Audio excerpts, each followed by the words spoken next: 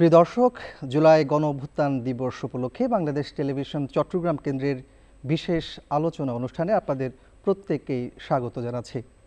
আজকের এই আলোচনা পর্বে আমাদের স্টুডিওতে অতিথি হয়ে এসেছেন বিএনপির কেন্দ্রীয় নির্বাহী কমিটির চট্টগ্রাম বিভাগীয় সহ সাংগঠনিক সম্পাদক ব্যারিস্টার মীর মোহাম্মদ হেলাল উদ্দিন। আমাদের সাথে আজকের এই অনুষ্ঠানে অতিথি হয়ে এসেছেন প্রিমিয়ার বিশ্ববিদ্যালয় চট্টগ্রাম এর ইঞ্জিনিয়ারিং বিভাগের সহযোগী ডিন অধ্যাপক ডক্টর শাহিদ মোহাম্মদ আসিফ ইকবাল। একই সাথে আমাদের আজকের স্টুডিওতে অতিথি হয়ে এসেছেন সিনিয়র সাংবাদিক এনটিভির ব্যুরো চিফ জনাব শামসুল হক হায়দরি। আপনাদের তিনজনকে আজকের এই আলোচনা পর্বে স্বাগত জানাচ্ছি। দর্শক, আমরা আজকের এই আলোচনা অনুষ্ঠানে চেষ্টা করব জুলাই গণ অভ্যুত্থানের গণতন্ত্র রক্ষায় যে আন্দোলন, সেই আন্দোলনে ছাত্র জনতার আত্মত্যাগ, এর গৌরবোজ্জ্বল ইতিহাস, একই সাথে বর্তমান প্রেক্ষাপটে আসলে আমরা কেমন বাংলাদেশ চাই তার বিস্তারিত আমরা আজকের এই আলোচনার মাধ্যমে আপনাদের কাছে তুলে ধরার চেষ্টা করব। প্রথমে আমি জনাব মীর হেলাল আপনার কাছে আসতে চাই। আপনি তো এই জুলাই গণ অভ্যুত্থানে একেবারে সম্মুখ সারিতে ছিলেন, দলের প্রতিনিধিত্ব করেছেন চট্টগ্রাম এবং ঢাকাতে বিভিন্ন জায়গাতে আলোচনা সভা সমাবেশের নেতৃত্ব দিয়েছেন, কথা বলেছেন। আমরা দেখেছি এই আন্দোলনের সময় যারা সম্মুখ সারিতে থেকে আন্দোলন করেছেন, সেটির আমরা সাধারণের চোখে যে প্রেক্ষাপট দেখি সেটি হচ্ছে কোটা আন্দোলন, এরপরে অসহযোগ আন্দোলন এবং স্বৈরাচারের পতন। তার গভীরে আপনাদের কোনো বিশ্লেষণ আছে কিনা এটার প্রেক্ষাপট? জুলাইয়ের গণঅভ্যুত্থান এটা কিন্তু কোনো ৩৬ দিনের বিষয় বা এক মাসের বিষয় নয়। বাংলাদেশে গণতন্ত্র পুনরুদ্ধারের আন্দোলন বিগত ১৭ বছর ধরেই চলছিল। তারই একটি ধারাবাহিকতা আপনি বলতে পারেন, কারণ মানুষ আওয়ামী লীগের নির্যাতন, অত্যাচার এবং নিপীড়নের বিরুদ্ধে কিন্তু ভিতরে ভিতরে ফুঁসে উঠছিল। তো কোন টাইমে ক্লিক করবে এইটাই ছিল প্রশ্ন। যখন ছাত্ররা কোটার দাবিতে রাজপথে নামে এবং যখন তার স্বৈরাচার হাসিনা তার চিরচারিত স্বভাবে তাদের উপর হামলা চালায়, তাদের উপর নির্যাতন শুরু করে এবং তাদেরকে হত্যাযজ্ঞ সংগঠিত হতে থাকে একের পর এক, তখন আমাদের দলের নেতা, আমাদের বিএনপির চেয়ারম্যান জনাব তারেক রহমান আমাদেরকে নির্দেশ দেন আমরা যেন আমাদের যে সন্তান আছে বা আমাদের সন্তানতুল্য যে ছাত্রছাত্রীরা যে নির্যাতনের শিকার হচ্ছে, যে আক্রমণের শিকার হচ্ছে সরকারি বাহিনী দ্বারা এবং সরকারি দলের লোকজন দ্বারা, তাদের পাশে যেন আমরা দাঁড়াই। তো আমরা তখন থেকেই তাদের পাশে দাঁড়িয়েছি এবং একটা পর্যায়ে যখন তারা রীতিমতো এদের উপর হত্যাযজ্ঞ চালানো শুরু করে, তখন কিন্তু প্রাইভেট ইউনিভার্সিটির স্টুডেন্টস, মাদ্রাসা ছাত্রসহ বাংলাদেশের সকল শ্রেণী পেশার মানুষ রাস্তায় নেমে আসে। এবং সেটি কিন্তু কোনো কোটার বিরুদ্ধে না, কারণ আপনি অবভিয়াসলি এটা বুঝতে পারছেন যে আমাদের তো কোটার কোনো দরকারই নেই, বা প্রাইভেট ইউনিভার্সিটিতে যারা পড়ে তারাও কোটা নিয়ে খুব বিচলিত নন, এবং যারা মাদ্রাসার ছাত্র বা যারা আলেম সমাজ আছেন বা আমাদের বিভিন্ন শ্রেণী পেশা যারা সাংবাদিক আছেন, যারা ডাক্তার আছেন, ইঞ্জিনিয়ার আছেন, ওনাদের তো কোটাটা তেমন কোনো ইস্যু না। এটা হয়েছে কি, স্পার্কটা হয়েছে কোটা দিয়ে, কিন্তু পরবর্তীতে আন্দোলনটা আসলে একদফা আন্দোলনের দিকে ধাবিত হয়। কারণ মূল সমস্যা, কোটা সমস্যার সমাধান হলে যে বাংলাদেশের সমস্যার সমাধান হতো তা কিন্তু না, সমস্যা ছিল এই স্বৈরশাসকের। তো এই সমস্যাটা সমাধান করতে হলে এই স্বৈরশাসককে অপসারণ করতে হবে। তো আমাদের নেতার যে দিক নির্দেশনা ছিল, এবং আপনি জানেন ২৪শে জুলাই একটি ঐতিহাসিক চিঠি বিএনপির পক্ষ থেকে দেওয়া হয়, আহ্বান জানানো হয় জাতীয় ঐক্যের জন্য, যেন আমরা এই সরকারের, ফ্যাসিস্ট সরকারের পতন ঘটাতে পারি। এবং এটাতে বলা হয় যে যদি একসাথে বসা না যায়, কারণ তখন পরিস্থিতিটা খুবই ভয়াবহ ছিল, যেন যে যার মতো করে বিবৃতি দেয়। এইটি একটি বাংলাদেশের রাজনীতিতে বিরল এবং যুগান্তকারী পদক্ষেপ বিএনপি নিয়েছে বলে আমি মনে করি। এবং এটার এই উদ্যোগের মাস্টার মাইন্ড বলেন বা এই মূল উদ্যোক্তাই হচ্ছেন আমাদের দলের চেয়ারম্যান জনাব তারেক রহমান। উনি অনুধাবন করেছিলেন জাতিকে যদি স্বৈরাচার মুক্ত করতে হয় তাহলে শ্রেণী পেশা দলমত নির্বিশেষে সবাইকে ঐক্যমত হতে হবে। এবং এটারই ফলাফল হচ্ছে ৫ই আগস্ট যে গণ অভ্যুত্থান সফল হয়েছে। এটার মূল কেন্দ্রবিন্দুই ছিল যে মানুষ ঐক্যবদ্ধ ছিল, we were United as a nation. বাংলাদেশের সবাই ঐক্যবদ্ধ হয়ে তাদের অধিকার আদায় করেছে এবং এই স্বৈরশাসককে বিজয়ী করেছে।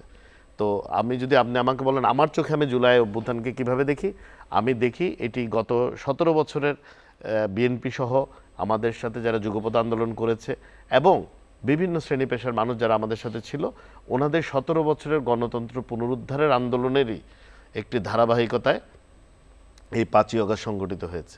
একটু আমি ডক্টর আসিফ ইকবাল আপনার কাছে আসতে চাই। সেটি হচ্ছে যে আমরা দেখেছি বাংলাদেশের ইতিহাসে গণতন্ত্র বেশ কবার হোঁচট খেয়েছে, আবার ঘুরে দাঁড়িয়েছে, উঠে দাঁড়িয়েছে। তেমন একটি প্রেক্ষাপট হচ্ছে আমরা এই জুলাইয়ের গণ অভ্যুত্থান, যেখানে ছাত্র জনতা সর্বস্তরের মানুষ কিন্তু তাদের অধিকার আদায়ের জন্য একই সাথে গণতন্ত্র প্রতিষ্ঠায় মাঠে নেমেছিল, জীবন দিয়েছে। এবং 16 বছরে যে দমন, নিপীড়ন, শোষণ, গুম, আয়নাঘর, আমরা সব কিছু কিন্তু দেখেছি। সেই প্রেক্ষাপটে আবার যে আমরা নতুন একটি বাংলাদেশ পেয়েছি, আবারও কি গণতন্ত্র হোঁচট খাবে বা এই ধরনের কোনো শঙ্কা করেন কিনা? আপনি একজন শিক্ষাবিদ হিসেবে কীভাবে দেখেন? আমি যদি গণতন্ত্রের এই জায়গাটা দেখি, বলতে হলে আসলে অনেক পেছনে যেতে হয়।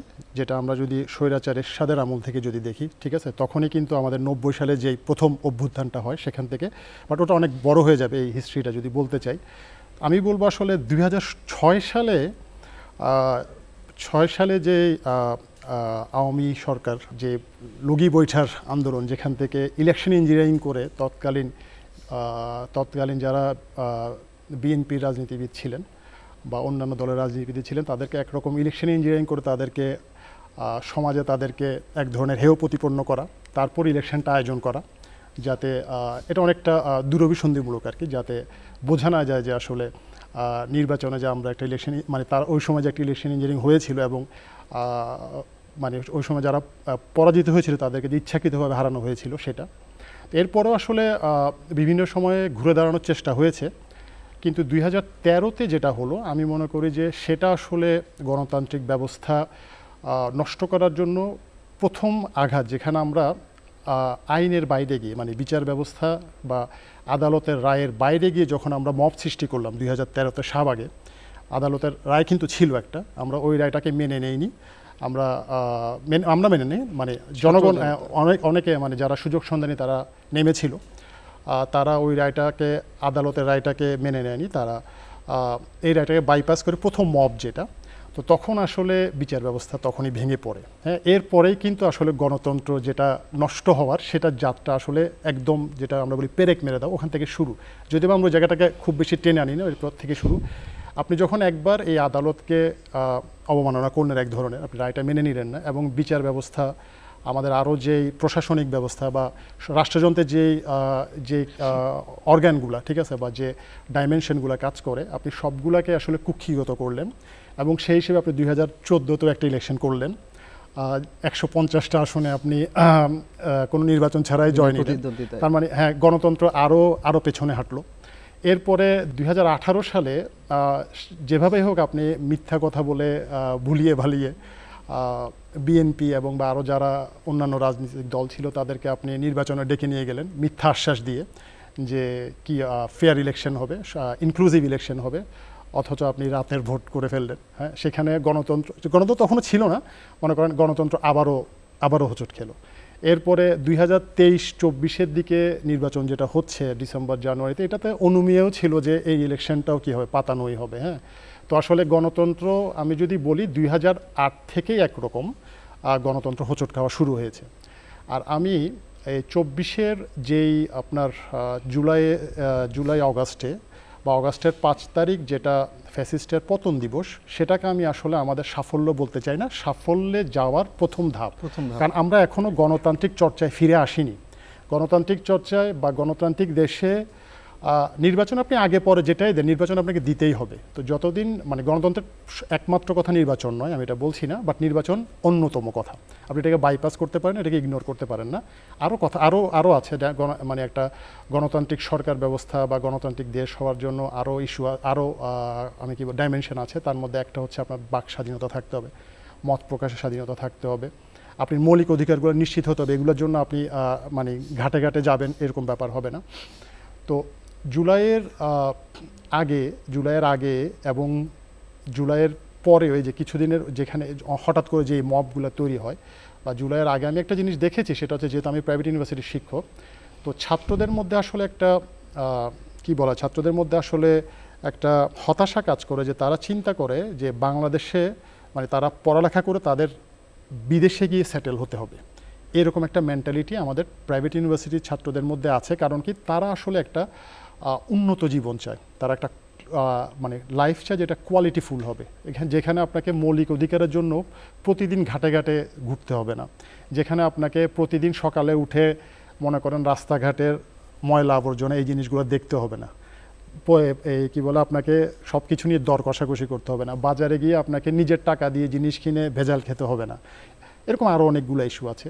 তো আমি চাই ভবিষ্যতে আমরা মানে জুলাইটাকে আমরা সেভাবে সাকসেসফুল দেখব যদি এরকম হয় যে জুলাইয়ের কারণে আমাদের পরবর্তীতে যে সরকার আসবে, যে রাজনৈতিক দলই সরকার গঠন করবে, তারা আমাদের এই জায়গাগুলো নিশ্চিত করবে যে আমরা গুমের শিকার হব না, মানে আয়নাঘর হবে না। এর ছাড়াও হঠাৎ করে যে কোনো দুর্ঘটনা আমাদের সাধারণ মানুষের জীবন চলে যাবে না, আমাদেরকে ভেজাল মিশ্রিত খাদ্য খেতে হবে না, আমাদেরকে আইনি ব্যবস্থার জন্য দাঁড়ে দাঁড়ে ঘুরতে হবে না, আমাদেরকে পুলিশের কোনো সাহায্য যদি আমাদের দরকার হয়, আইনগত কোনো সাহায্য যদি দরকার, এগুলোর জন্য আমাদেরকে ওর কাছে যেতে হবে না, এগুলোর জন্য আমাদের কাছে ঘুষ দিতে হবে না, দুর্নীতি করতে হবে না।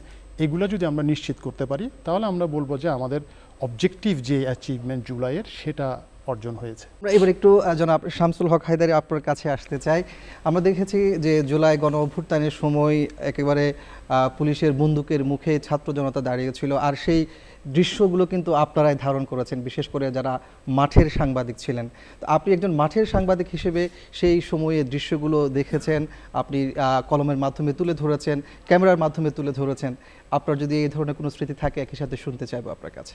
এখন তো ভাবতেও আমাদের কেমন যেন লাগে যে আমরা কি একটা সময় অতিক্রম করেছি। যে জুলাই আগস্টের যে আন্দোলন সংগ্রাম, আমরা তো সর্বক্ষণেই আমাদেরকে রাস্তায় থাকতে হয়েছে, এবং রাস্তায় ওখানেই থাকতে হয়েছে যেখানে বেশি গণ্ডগোল চলছিল, যেখানে দুই পক্ষ মুখোমুখি, যেখানে বন্দুক তাক করা, সেই সব জায়গাতে থেকে বিশেষ করে যারা ইলেকট্রনিক মিডিয়ায় যারা কাজ করে তারা কেউ আর ওই সময় পেছনে যাওয়ার সুযোগ ছিল না। ফলে আমরা মৃত্যু দেখেছি সামনাসামনি, আমরা দেখেছি কিভাবে লুটিয়ে পড়তেছে ছেলেমেয়েরা, কিভাবে তারা প্রতিরোধ করতেছে নিরস্ত্র একটা গ্রুপের সাথে একটা সশস্ত্র গ্রুপ মুখোমুখি। পরিস্থিতিটা কেমন না, এই নিরস্ত্র জনগোষ্ঠী ছাত্র জনতার বিপরীতে সশস্ত্র বাহিনী থাকার পরও এই যে বিজয় যেটা হলো 5 আগস্ট, সেটা একটা অবিস্মরণীয় একটা ঘটনা। আমার মনে হয় না যে এই ধরনের ঘটনা বাংলাদেশে আর কখনো ঘটবে, এবং বিশ্বে এই ধরনের ঘটনা খুবই বিরল। এই ঘটনাটা কেন ঘটলো, এই সাহস কোত্থেকে পেল ছেলেরা? যে দীর্ঘ একটা যে স্বৈরাচারী শাসকের বিরুদ্ধে দীর্ঘ একটা সংগ্রাম চলতে সাধারণ মানুষ নিগৃহীত, নিপীড়িত, নির্যাতিত হতে হতে সাধারণ মানুষের মধ্যে ক্ষোভ ছড়িয়ে পড়েছিল। আমরা খুব বিষয়ের সাথে লক্ষ্য করেছি, আন্দোলন হচ্ছে, ছাত্ররা মাঠে নেমেছে, জনতা মাঠে নেমেছে, আমরা দেখেছি সেখানে গৃহস্থের গৃহবধূ মা বোনরা পর্যন্ত রাস্তায় নেমে এসছে, এবং তাদের আর কিছু করার যে যার নাই সে কিছু কয়েকটা নাস্তা নিয়ে এসছে আন্দোলনরত ছেলে মেয়েদেরকে খাওয়াবার জন্য, নিজের ঘর থেকে সে ফ্রি স্কুলে পানির বোতলটা নিয়ে এসছে। এই প্রেরণাটা, এই উদ্দীপনাটা যেভাবে তখন আমরা দেখেছি যে আমরা প্রতিক্ষণেই একটু বিস্ময়কর একটা ঘটনা ঘটতে যাচ্ছিল। এটির মূল কারণটা ছিল মানুষ যখন তার নির্যাতন, নিপীড়ন, বঞ্চনা, প্রবঞ্চনা এগুলো সইতে সইতে এক জায়গায় মানুষ বলে না যে দেয়ালে পিঠ ঠেকে যাওয়ার মতো, তার আর কারো উপায় ছিল না যে পেছনে যাওয়ার। অতএব বাঁচি আর মরি, আমরা সামনেই যাব। সামনেই তারা গেছে, এবং তাদের এই সাহসিকতার কারণে, এই আন্দোলনের কারণে দেশের মানুষ মোটামুটি আশা করতেছে যে 5 আগস্টের যে বিজয়টা সেটা আমাদেরকে একটা নতুন একটা বাংলাদেশ সামনে উপস্থাপন করবে। যার যার অবস্থান থেকে আমাদেরকে একটা লক্ষ্য কিন্তু রাখতে হবে, সেটা হচ্ছে যে ঐক্যের কোনো বিকল্প নেই। আপনারা দেশ কে চালাবেন, কে রাজনীতিতে থাকবেন, কে থাকবেন না, ভোটে কে দাঁড়াবেন, কে পাশ করবেন, কে ফেল করবেন, সেই সব বিবেচনা আমরা করব না। আমরা দেখব সাধারণ মানুষের ভোটে নির্বাচন তো অবশ্যই হবে। আমরা জানি ইতিমধ্যে নির্বাচনের ট্রেন্ড চালু হয়ে গেছে বলে জানানো হয়েছে আমাদেরকে, নির্দিষ্ট তারিখ ঘোষণা করা হয়েছে, চূড়ান্ত ভোটার লিস্ট আমরা পেয়ে যাব সহসা, এবং এরপরে একটা শিডিউলও ঘোষণা হয়ে যাবে, নির্বাচন হবে। নির্বাচনে বিজয়ী যিনি যান তাকে লক্ষ্য রাখতে হবে কি প্রত্যাশা নিয়ে আপনাদেরকে এই ক্ষেত্রটা এদেশের সাধারণ মানুষ, ছাত্র জনতা তৈরি করে দিয়েছে, তাদের কথা প্রথমে ভাবতে হবে। আর তাদের কথা ভেবে যদি দেশের কাজ আপনারা করতে চান, তাহলে আপনাদেরকে পক্ষে বিপক্ষে, সরকারি দল, বিরোধী দল, সবার মধ্যে একটা পরমত সহিষ্ণুতা কিন্তু প্রচণ্ডভাবে আমাদের দরকার। হেলাল ভাই, আপনার কাছে একটু আসতে চাই যে হায়দরি ভাই যেটা বললেন যে আমরা দেখেছি জুলাই গণ অভ্যুত্থানের সময় কিন্তু মানুষ, রাজনৈতিক দলগুলো তাদের আদর্শ, তাদের নিজস্ব চিন্তা চেতনা ভুলে সবাই এক হয়ে কিন্তু মাঠে নেমেছিল এবং স্বৈরাচারের বিরুদ্ধে আন্দোলন করেছিল। এখন জুলাই আন্দোলন পরবর্তী যে একটা বিজয় পরবর্তী এই যে অনৈক্যের একটা সুর দেখতে পাচ্ছি আমরা, আপনি দেখছেন কিনা? না, না দেখার কিছু নাই। জুলাই আন্দোলন যখন জুলাই অভ্যুত্থান বলেন বা জুলাই আগস্টের যে ঘটনাসমূহ ঘটেছে এবং যে স্বৈরাচার হাসিনা পালাতে বাধ্য হয়েছে, এটার অন্যতম বা মেইন রিজন ছিল হলো জাতীয় ঐক্য। এই জাতীয় ঐক্য শুধু রাজনৈতিক দলের ছিল না, এটা সকল, আমি আবারও রিপিট করি, সকল রাজনৈতিক দল, সকল শ্রেণী বর্ণের মানুষের একটি সম্মিলন। আগে কি হয়েছে, ধরেন বিএনপি একটা আন্দোলন শুরু করেছে, বিএনপির 20টা ছেলে মারা গেছে, তো হয়তো সবাই চিন্তা করে বিএনপির 20টা ছেলে মরছে, আমাদের কি? কিন্তু এই জায়গায় এসে এই ফিলিংটা ছিল না। এখানে একটা কম্পাড্রে ছিল যে আমাদের সন্তান মারা যাচ্ছে, সবাই একসাথে আসছে, চূড়ান্ত রেজাল্ট পেয়েছেন। এখন রেজাল্ট পাওয়ার পরে এই জায়গাটা হচ্ছে বেদনাদায়ক। ক্রেডিট ক্লেমিংয়ের একটা, ফিশিংয়ের একটা বিষয় চলে এসেছে সামনে। হ্যাঁ, যে আমার এত % কৃতিত্ব, ও বলতেছে আমার 90%, এ বলতেছে আমার 80%। এবং দেখা গেল যে খুব আনফর্চুনেটলি রাজনৈতিক কোনো দলে কিন্তু এটার অংশীদারিত্ব নিল না এই ইন্টারিম গভর্নমেন্টের। কিন্তু তরুণদের একটি ছোট অংশ, তরুণদেরকে রিপ্রেজেন্ট করেছে এরকম একটা ছোট অংশ এটার অংশীদারিত্ব নিল। ফ্যাসিস্টদেরই একটি অংশ যেটি দেশ ছেড়ে সীমানা পার হতে পারেনি, তারা কিন্তু এখনও দেশে আছে। তারা করছে কি, বিভিন্ন জায়গায় নিজেদেরকে এটাকে ক্যামোফ্লজ করে তারা এই বিশৃঙ্খলাগুলো সৃষ্টি করছে এবং পুরো দেশের মধ্যে আবার একটা অনেককে সৃষ্টি করে একটি অস্থিতিশীল অবস্থা সৃষ্টি করার চেষ্টা করছে, যাতে মানুষের মনে হয় আওয়ামী লীগ তো অত খারাপ ছিল না, এরা তো এর চেয়ে বেশি খারাপ মনে হয়। দেখেন, বাংলাদেশিদের সাইকোলজি এই ধরনের একটা পারসেপশন তৈরি করতে চাচ্ছে এবং মোটামুটি মব জাস্টিস করে একটা জায়গায় কিন্তু এটা নিয়েও আসছে, যেখানে আপনারা দেখতে পাচ্ছি ছাত্রলীগের মধ্যে নিষিদ্ধ একটি সংগঠন, যারা ঘৃণিত, ধিকৃত, তারাও এখন প্রকাশ্যে মিছিল করতে চেষ্টা করছে, বাসে আগুন ধরিয়ে দিচ্ছে। কেন? কারণ আমাদের ঐক্যের জায়গাটা আমরা নষ্ট করে ফেলেছি। কিসের জন্য নষ্ট করেছি? ক্রেডিট নিতে গিয়ে, ব্লেম গেম করতে গিয়ে। আপনার তো কোনো মতেই উচিত না এখানে এই 5ই আগস্টের যে শরিক যারা ছিলেন, আমি তো মনে করি এটা কোনো রাজনৈতিক দল, গোষ্ঠী বা কারো এটা একার বিষয় না। এইটি 18 কোটি দেশপ্রেমিক বাংলাদেশিদের একটি গর্বের বিষয়, বা সবার একটি সম্মিলিত একটা, যদি আপনি মনে করেন যে অ্যাচিভমেন্ট। তো এই জায়গাটাতে আমি যখন ভাগ করছি যে না আমি তো 90% করেছি, আপনি 10%, ও 5%, এখানে গিয়ে কিন্তু জাতীয় মতানৈক্যটা সৃষ্টি হচ্ছে, যে ঐক্যে ফাটল দেখা দিচ্ছে। এবং এই যত ফাটলটার যত বড় হবে, ততই কিন্তু পলাতক স্বৈরাচার আবার বাংলাদেশে পুনঃপ্রতিষ্ঠিত হবে। দেখেন, চাঁদাবাজি বা এই যে বলছে দখলদারিত্ব, এগুলো অবশ্যই এগুলো ন্যাক্কারজনক, বা এগুলা অবশ্যই আমরা ধিক্কার জানাই, সমর্থনযোগ্য না, এবং এটা অপরাধমূলকও। কিন্তু আপনি যদি চিন্তা করেন শেখ হাসিনা, আর আপনি যদি চিন্তা করেন চাঁদাবাজি, এটা তো একসাথে হবে না। যেই মানুষ বাংলাদেশে গণহত্যা চালিয়েছে, আর যে মানুষ কারোর থেকে গিয়ে 10 লাখ টাকা চাঁদা খুঁজছে, এটাকে সেম।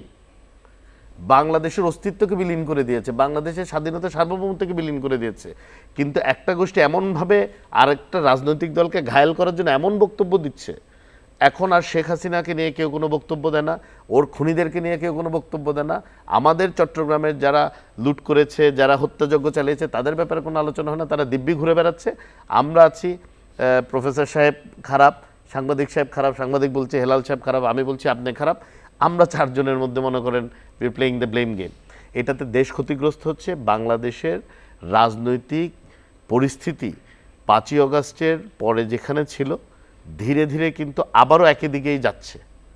কিন্তু একটা জিনিস মনে রাখতে হবে, বাংলাদেশিরা যদি শেখ হাসিনার মতো ফ্যাসিস্টকে, যার পিছনে একটি ঐতিহ্যবাহী রাজনৈতিক সংগঠন কিন্তু ওই শক্তিটা তার ছিল, তার তড়িঘড়ি করে সব কিছু রেখে, দেশের কোটি কোটি নেতাকর্মী রেখে পালাতে বাধ্য হয়েছে।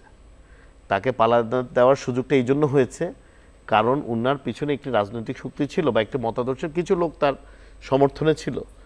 এখন যদি কেউ এই ভুল করে, এটা কিন্তু খুব দেশের জন্য একটা ভয়ানক সিচুয়েশন ক্রিয়েটেড হবে। তো আমার মনে হয়, যেটা আমরা সকলেই হয়তো বলতে চাচ্ছি, রাজনৈতিক কার কি অর্জন, এটা নির্বাচনের মাধ্যমে অবশ্যই দেখা যাবে। আর এই কেউ নির্বাচিত হলেই যে আলাউদ্দিনের চেরাগ পেয়ে যাবে তাও না। দেশ পরিচালনা করতে হলে দেশের যে অর্থনৈতিক সংকট, দেশের যে সামাজিক সংকট, দেশের যে আইনশৃঙ্খলা পরিস্থিতি, সবারই সাহায্য এখানে লাগবে।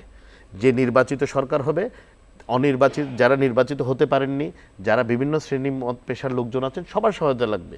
তো আমার মনে হয় আমরা একজনকে দোষারোপ না করে বা অন্যদিকে ডাইভার্ট করতে না গিয়ে আমরা ঐক্যটা ধরে রাখি। ঐক্যটা যদি ধরে রাখতে পারি, আমি বিশ্বাস করি Bangladesh is a very resilient country. এই দেশের মানুষ অসম্ভব রেজিলিয়েন্ট।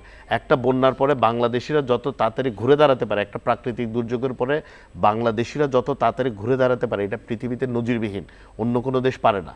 তো ওই জায়গাটাতে আমি বিশ্বাস করি যেই দেশের মানুষ ভাষার জন্য যুদ্ধ করেছে, দেশের স্বাধীনতার জন্য যুদ্ধ করেছে এবং বারবার অপশাসনের বিরুদ্ধে যুদ্ধ করে সফল হয়েছে, ওনাদের সাহস, বুদ্ধিমত্তাকে চ্যালেঞ্জ করা বোকামি ছাড়া আর কিছু না। তো আমার মনে হয় জনগণের পক্ষে থেকে ঐক্য ধরে রেখে দেশকে কিভাবে সামনের দিকে এগিয়ে নেওয়া যায়।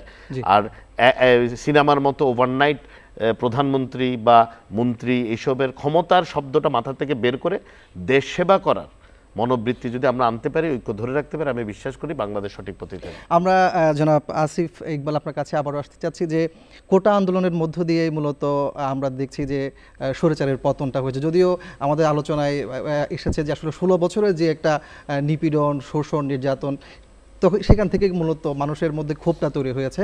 তবে সেটি আনুষ্ঠানিক রূপটা পেয়েছে মূলত জুলাই আন্দোলনের মধ্য দিয়ে।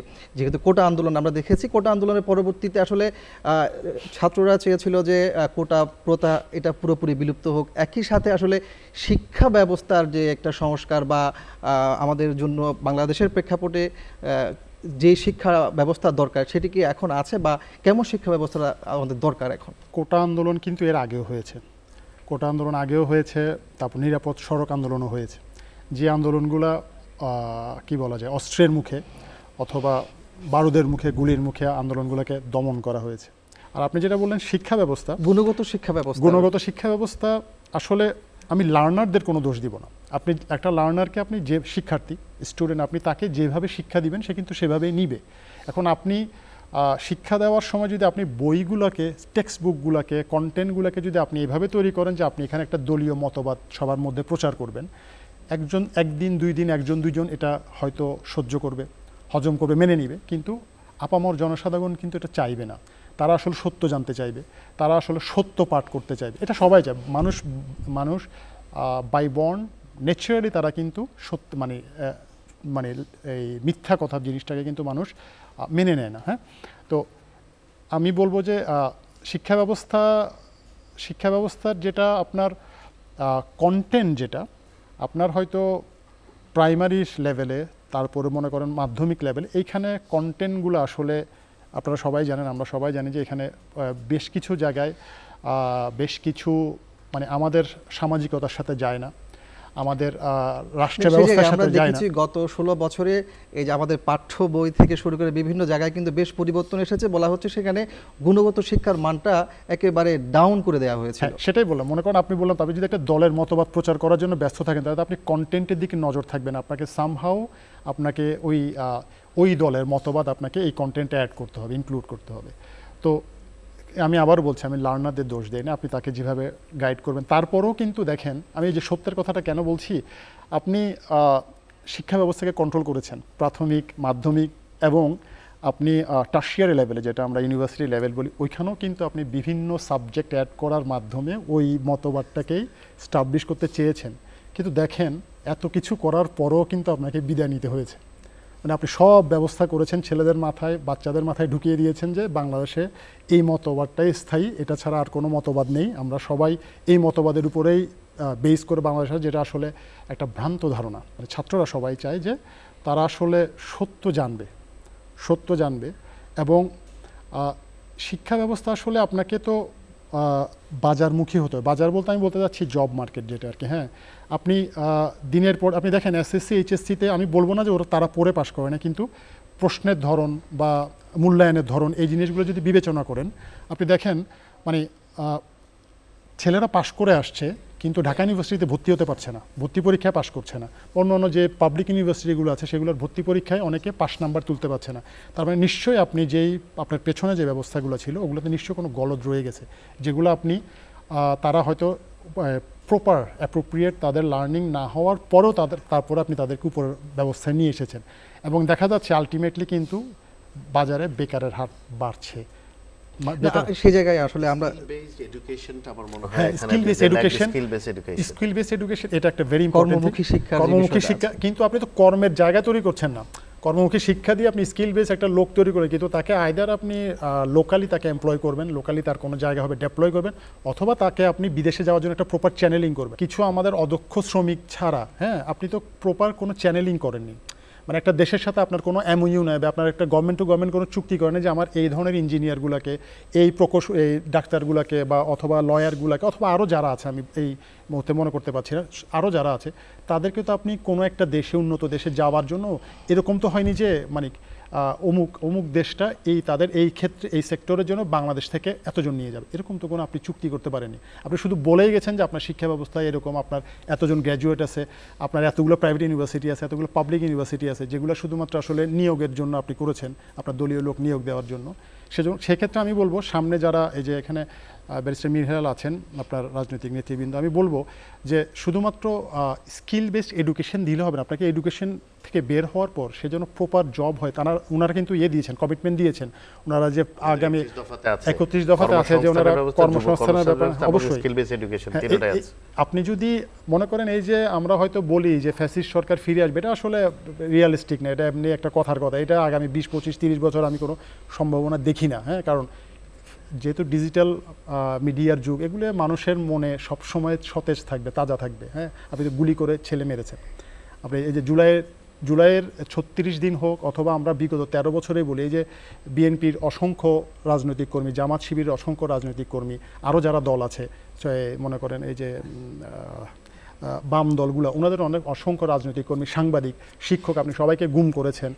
জুলাইয়ে আপনি নির্বিচারে গণহত্যা করেছেন। এই যে এক মাসের মধ্যে প্রায় 1500-2000 ছেলেদেরকে আপনি মেরে ফেলেছেন, ইভেন শিশুসহ।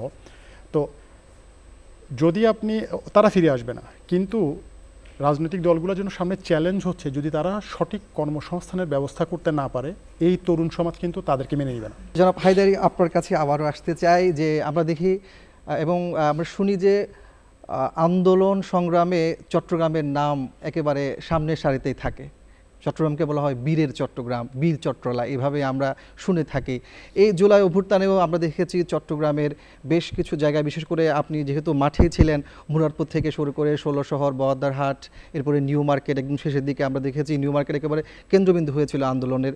এরপরে হচ্ছে নতুন ব্রিজ এলাকা, বিভিন্ন জায়গাতে কিন্তু এই ছাত্র জনতার সাথে পুলিশের, ছাত্রলীগ, যুবলীগ এবং আওয়ামী লীগের মধ্যে সংঘর্ষের ঘটনা ঘটে, বেশ কয়েকজন মারাও গিয়েছিল। কদিন আগে আমরা দেখেছি যে প্রধান উপদেষ্টার প্রেস সচিব শফিকুল আলম, তিনিও বলছেন যে হাসিনা সরকারের পতনের প্রথম ডাকটি কিন্তু চট্টগ্রাম থেকে এসেছিল। কিভাবে চট্টগ্রামের কে আপনি মূল্যায়ন করেন? আমরা যে 71-এ যে স্বাধীনতা যুদ্ধে ঝাঁপিয়ে পড়লাম, সশস্ত্র স্বাধীনতা যুদ্ধে, এটা কোত্থেকে শুরু হলো? চট্টগ্রাম থেকে। চট্টগ্রামের 16 শহর যে বিপ্লব উদ্যান আজকে, সেখান থেকে তৎকালীন মেজর জিয়া প্রথম, যিনি আর্মির পার্সন, যে বলে ওই রিভোল্ট বলে যে বিদ্রোহ করে যে তারা ঝাঁপিয়ে পড়লেন, যুদ্ধে নেমে পড়লেন, এবং সেখান থেকে গিয়ে উনি স্বাধীনতার ঘোষণা দিলেন কালুরঘাট বেতার কেন্দ্র থেকে। তো সেই জায়গায় তো দেখি যে আমরা চট্টগ্রাম এই আন্দোলন থেকেই শুরু করি, চট্টগ্রাম থেকেই বিদ্রোহের সূচনা হয়েছিল 1971 সালে। তারও আগে যদি আপনি যান, যে এখানে অস্ত্রাগার লুণ্ঠন, সূর্য সেন বা প্রীতিলতাদের যে আন্দোলন, এর আগেও আরও অনেকগুলো আন্দোলন ধারাবাহিকভাবে, চট্টগ্রামকে বাদ দিয়ে কোনো আন্দোলন হয়নি, এবং বরং চট্টগ্রাম থেকে আন্দোলনের সূচনাগুলো হয়েছিল। অনুরূপভাবে ঢাকা থেকে আমাদের এই যে জুলাই আন্দোলনটা শুরু হয়েছিল, প্রথমে জুলাইয়ের 1 তারিখ থেকে তারা কোটার আন্দোলন শুরু করে, এবং এটা পর্যায়ক্রমে গিয়ে বিভিন্ন ইউনিভার্সিটিতে ছড়িয়ে পড়ে, ইভেন চট্টগ্রাম বিশ্ববিদ্যালয় পর্যন্ত। এবং সেইটার থেকে আস্তে আস্তে জিনিসটা যখন এটা সংঘর্ষের দিকে চলে গেল, সরকার যখন এটাকে কঠোরভাবে দমন করার শুরু করলো, তখন কিন্তু যে প্রথম শহীদ হয়েছিল সেই চট্টগ্রামে যে ওয়াসিম, আমরা আবু সাইদকে বলি, কিন্তু আবু সাইদ সময়ের ব্যবধানে কিন্তু আবু সাইদ পরে, আগে মারা গিয়েছিল কিন্তু Spot dead ওয়াসিম। হয়ে গেছিল, ওয়াসিম। এবং ওই 2 দিনের মধ্যে তো আমরা এখান থেকে 5 থেকে 6 জন ছেলেকে আমরা হারিয়ে ফেলেছি। শান্তকে হারিয়েছি, যারা হৃদয় তরুয়াকে হারিয়েছি, সম্মুখ যুদ্ধে যারা ঝাঁপিয়ে পড়েছিলেন।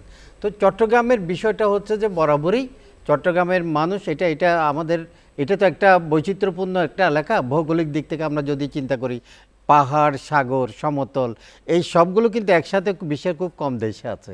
এবং এই প্রাকৃতিক কারণে এই যে আমরা ষড়ঋতুর, এই যে আমরা সাগরের গর্জন, পাহাড়ের দৃঢ়তা, উচ্চতা, সব কিছু মিলিয়ে এটা কিন্তু মানুষের উপর প্রভাব ফেলে। ফলে মানুষ, চট্টগ্রামের মানুষ জন্ম থেকেই সে একটা বিরচিত একটা স্বভাব নিয়ে জন্ম নেয়। পাশাপাশি আরেকটা বিষয় যেটা আমরা বলবো, যে এই যে ছেলেবেলার যে আন্দোলন করলে সেখানে ছাত্র জনতা, বিভিন্ন রাজনৈতিক দল একাকার হয়ে গেল। সেক্ষেত্রে জনাব মীর হেলাল বলেছিলেন যে সরকার গঠনের ক্ষেত্রে দলীয় প্রধান তার একটা সুনির্দিষ্ট একটা লক্ষ্য আছে, এবং এটাও বলছিলেন যে সরকারের মধ্যে কিছু ছাত্রদের কিছু অংশ যারা আন্দোলনে যারা অগ্রণী ভূমিকা পালন করেছেন, তারা অংশ নিয়েছেন, সেই বিষয়গুলোকে আমাদেরকে কিন্তু মানতে হবে। কারণ আপনি লক্ষ্য করবেন আমাদের সামনে ইলেকশন আছে, নির্বাচনে কিন্তু এবার যারা ভোট দেবেন তার কিন্তু অর্ধেকের বেশি কিন্তু তরুণ। হ্যাঁ, 55% হচ্ছে যে তরুণ ভোটার, এবং বাকিটা হচ্ছে যে যারা সিনিয়র সিটিজেন্স যারা আছে, অন্যান্য ভোটার। অতএব নেতৃত্ব ধীরে ধীরে কিন্তু তরুণদের হাতে চলে যাবে। আজকে আমরা যারা এখানে আমাদের সিনিয়ররা যারা রাজনৈতিক নেতারা আছেন, তাদের থেকে আস্তে আস্তে এই নেতৃত্ব শিফট হতে থাকবে, তরুণদের মধ্যে যাবে। তবে তরুণদের সেই হিসাবে কতখানি প্রস্তুত, স্যার যেটা বললেন যে আমাদের শিক্ষা ব্যবস্থা যে অবক্ষয় শুরু হয়ে গেছিল, যে ছাত্রদেরকে আমরা যেভাবে আমরা ব্যবহার করেছি হীন রাজনৈতিক উদ্দেশ্যে, এইসব ক্ষেত্রে আমাদের অনেক অবক্ষয় হয়ে গেছে, সেই সব থেকে উঠে আসতে হবে। পাশাপাশি বিএনপি দেশের বৃহত্তম রাজনৈতিক দল, বিএনপির যিনি প্রধান জনাব তারেক রহমান, তার সাম্প্রতিক যে কথাগুলো, প্রত্যেকটা কথাই দেশের সাধারণ মানুষ মনে করতেছে ইতিবাচক, দেশের জন্য, দেশের উন্নয়নের জন্য, এবং তিনি চান যে সবাইকে নিয়ে দেশ গড়ার জন্য। এই যে তাদের লক্ষ্য উদ্দেশ্য, আমরা আশা করব, আমরা তো রাজনীতি করব না, আমরা তাদের দিকে তাকিয়ে আছি, আমরা তাদেরকে প্রয়োজনীয় পরামর্শ দেব। আমরা চাবো যে সবাই মিলে দেশ গড়ুক, এবং যার যার রাজনৈতিক আদর্শ আলাদা হতে পারে, কিন্তু দেশের ক্ষেত্রে, দেশের প্রশ্নে আমরা যেন এক থাকি। জনাব মীর হেলাল, আপনার কাছে একদম ছোট্ট করে 1 মিনিটের মধ্যে একটু জানতে চাইবো যে অভ্যুত্থান পরবর্তী আসলে মানুষের আকাঙ্ক্ষার যে বাংলাদেশ, সেই আকাঙ্ক্ষার বাংলাদেশ গড়তে করণীয়টা কি হতে পারে? আমি যদি এক কথায় বলতে চাই, আপনি যেটা জানতে চাইলেন বা আমাদের সবার যেটা প্রাণের দাবি এবং প্রাণের আশা, সেটা হচ্ছে ঐক্যবদ্ধ থেকে একটি সমৃদ্ধশালী বাংলাদেশ করা। এটা আমি কেন ঐক্যবদ্ধের উপর বারবার আমি এমফাসাইজ করছি, ঐক্য ছাড়া আপনি এটা অ্যাচিভ করতে পারবেন না। এই বিগত এই স্বৈরাচার আওয়ামী লীগের এবং শেখ হাসিনার আমলে যে দেশকে যেই দুর্বিপাকে ফেলে গেছে, যে দুর্যোগের মধ্যে ফেলে গেছে, এটা অর্থনৈতিক বলেন, সামাজিক অবক্ষয় বলেন, রাজনৈতিক দ্বিচারিতা বলেন, মানে সব কিছু মিলে দেশটাকে একটা ধ্বংসস্তূপ বানিয়ে দিয়ে গেছে। এই ধ্বংসস্তূপকে যদি আবার আমাদের সোনার বাংলাদেশ বানাতে হয়, এইটা সকল রাজনৈতিক দলের অবশ্যই দেশের স্বার্থ যেখানে জড়িত সেখানে একমত হতে হবে, একটি কমন প্ল্যাটফর্মে আসতে হবে, এবং একই সাথে সকল শ্রেণী পেশার মানুষকে সাথে নিয়ে দেশকে পুনর্গঠন করে বাংলাদেশকে আবার সোনার বাংলাদেশে রূপান্তরিত করতে হবে। এবং আমি বিশ্বাস করি বাংলাদেশি আমরা আজকে যারা আছি, রাজনৈতিক কর্মী বলেন, সমাজকর্মী বলেন, শিক্ষাবিদ বলেন, শ্রমজীবী মানুষ বলেন, বা যে কোনো শ্রেণী পেশার মানুষ, যে কোনো গোত্রবর্ণের মানুষ, আমরা সবাই এইটাই চাচ্ছি, এবং ইনশাল্লাহ 5ই আগস্টের মতো এবারও আমরা সফল হব। জনাব ডক্টর আসিফ ইকবাল, আপনার কাছেও ছোট করে একটু জানতে চাইবো যে জনগণের প্রত্যাশিত বাংলাদেশ গড়তে আসলে আমাদের করণীয় এটা কি হতে পারে? আমি আমাদের রাজনৈতিক নেতৃত্ব মীর হেলালের সাথে একটা কথা বলবো অবশ্যই, সেটা হচ্ছে ঐক্য আমাদের লাগবেই। ঐক্য ছাড়া আপনি সামনে এগোতে পারবেন না। কিন্তু আমি তার সাথে অ্যাড করব যে আমাদের মানবিক মর্যাদা দিতে হবে সবাইকে, যার যার জায়গা থেকে তাকে মর্যাদা দিতে হবে। আমাদের বৈষম্য যেটা ছিল, যেটার জন্য আসলে আন্দোলন হয়েছে, হ্যাঁ, বৈষম্য থাকা যাবে না সমাজে। জুলাইতে ক্রেডিটবাজি করা যাবে না, কৃতিত্ব বলে কথা না, কিন্তু কৃতজ্ঞতা থাকবে। জনগণ তাদেরকে কৃতজ্ঞতা ভরে স্মরণ করবে, সবসময় করবে। কিন্তু আপনি যদি কৃতিত্ব, ক্রেডিট নিয়ে কাজ করতে চান, একটা সময় পরে কিন্তু আপনি বিলীন হয়ে যাবেন। মানে এই ক্রেডিটবাজিটা যেন আমরা না করি। তবে অবশ্যই এই জুলাইতে যারা নিহত হয়েছে এবং বিগত 15-17 বছর ধরে যত রাজনৈতিক দলের যত কর্মী যারা গুম খুন হয়েছেন, অপহত হয়েছেন, অপহত্যার শিকার হয়েছেন, মামলা হামলা হয়রানির শিকার হয়েছেন, যারা নিহত হয়েছেন তাদের আমি চাই আমরা সবাই তাদের আত্মার মাগফিরাত কামনা করব, এবং যারা আহত হয়েছেন অল্প আহত অথবা অনেকে দেখা যাচ্ছে আপনার খুব বেশি আহত হয়েছেন, যাদের এখনও ট্রিটমেন্টের দরকার হচ্ছে, তাদের আরও হয়তো 5-7 বছর ট্রিটমেন্ট রাখতে পারে, দেশের ট্রিটমেন্টও হয়তো কাভার হবে না, বিদেশে যেতে হবে। আমরা তাদের প্রতি যেন সচেতন থাকি, তাদের চিকিৎসা যেন নিশ্চিত করি। এগুলো হচ্ছে আপনার ফান্ডামেন্টাল কাজ, এগুলো না বলা যাবে না। এগুলো নিশ্চিত করলে আমরা এটা নিশ্চিত থাকি যে বাংলাদেশ ভবিষ্যতে, আমি বলবো না যে আবারও কখনো এরকম হবে না, হতেও পারে, কিন্তু আমরা যদি এই জায়গাগুলো এনশিওর করি, আবারও কেউ না কেউ এই ধরনের ফ্যাসিবাদের বিরুদ্ধে, স্বৈরাচারের বিরুদ্ধে বাংলাদেশ জনগণ সবসময় দাঁড়িয়ে যাবে। এবং হয়তো দেখা যাবে ছাত্র, শিক্ষক, আপামর জনতা সবাই এইটাতে অংশীদার হবে। তবে আমি চাই না এরকম কিছু আর কোনো শক্তি, দানব কেউ বাংলাদেশে আসুক। আমার কামনা এটাই থাকবে। সবশেষ শামসুল হক হায়দারি, আপনার কাছে একটু প্রত্যাশিত বাংলাদেশ কেমন চান আপনি? আমরা আশাবাদী মানুষ এবং এদেশের মানুষ বেশি আশা করে। তো আশা যাদের কাছ থেকে করে তারা রাষ্ট্রের বিভিন্ন পর্যায়ে বিভিন্ন রাজনৈতিক দলে আছেন, এবং আমরা আরও বেশি একটু আশাবাদী হচ্ছি এই জন্য যে আমাদের যা ভুল ত্রুটি যায়, যেসব কারণে আমরা এগোতে পারছিলাম না, সেই সব বিষয় নিয়ে বর্তমান অন্তর্বর্তীকালীন সরকার কাজ করছেন, সংস্কার করছেন বিভিন্ন সবাইকে নিয়ে, সব দলকে নিয়ে। এবং দেশের বৃহত্তম রাজনৈতিক দল বিএনপিও অনেক দিন আগে থেকে এই সংস্কারের কিছু কর্মসূচি তারা হাতে নিয়েছে। 31 দফা সংস্কার হবে, এবং এই সব কিছু যদি সম্পন্ন হয়, অন্তত মৌলিক বিষয়গুলো যদি সম্পন্ন হয়, তাহলে আমরা মনে করি যে আমাদের সামনের পথগুলো অনেক সুন্দর হবে, দেশ সমৃদ্ধ হবে, এবং এই দেশের মানুষ তাদের উপর আস্থাটা আরও বেড়ে যাবে। আপনাদের তিনজনকে অসংখ্য ধন্যবাদ আমাদের আজকের আমন্ত্রণে আসার জন্য। দর্শক, আমরা একেবারে শেষ পর্যায়ে চলে এসেছি। এতক্ষণ আমরা আলোচনা করেছি জুলাই গণঅভ্যুত্থান দিবস উপলক্ষে জুলাই গণঅভ্যুত্থানে গণতন্ত্র রক্ষায় যে সকল ছাত্র জনতা জীবন দিয়েছেন তাদের বিভিন্ন দিকগুলো যেমন উঠে এসেছে, একই সাথে প্রত্যাশিত যে বাংলাদেশ, যারা জীবন দিয়েছেন, যারা আহত হয়েছেন, তারা যেমন বাংলাদেশ দেখতে চেয়েছিলেন, সেই বিষয় নিয়ে রাজনৈতিক নেতৃবৃন্দরা কথা বলেছেন, শিক্ষকরা কথা বলেছেন, আমাদের সাংবাদিক নেতৃবৃন্দ কথা বলেছেন। তো আমরা আশা করব যারা শহীদ হয়েছেন তাদের প্রত্যাশিত বাংলাদেশ এই সকল মানুষদের হাত ধরে সবার সম্মিলিত প্রয়াসের মধ্য দিয়ে প্রতিষ্ঠিত হবে, সেই প্রত্যাশা ব্যক্ত করে আজকের মতো শেষ করছি আমাদের আজকের এই বিশেষ আলোচনা অনুষ্ঠান। সবাইকে অসংখ্য ধন্যবাদ।